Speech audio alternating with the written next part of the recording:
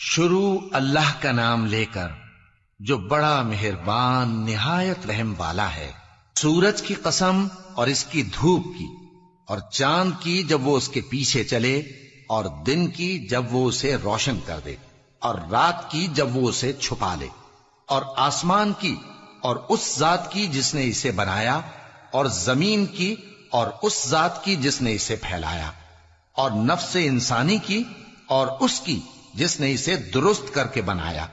پھر اس کو بدکاری سے بچنے اور پرہیزگار بننے کی سمجھ دی کہ جس نے اپنے نفس کو پاک رکھا وہ مراد کو پہنچا، اور جس نے اسے خاک میں ملایا وہ نامراد رہا۔ قوم سمود نے اپنی سرکشی کے سبب پیغمبر کو جھٹلایا۔ جب ان میں سے ایک نہایت بدبخت اٹھا تو اللہ کے پیغمبر صالح نے ان سے کہا کہ اللہ کی اونٹنی اور اس کے پانی پینے کی باری سے خبردار رہو، مگر انہوں نے پیغمبر کو جھٹلایا۔ پھر اونٹنی کو مار ڈالا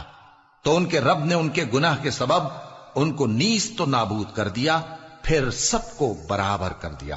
اور اللہ کو ان کے بدلہ لینے کا کچھ بھی ڈر نہیں۔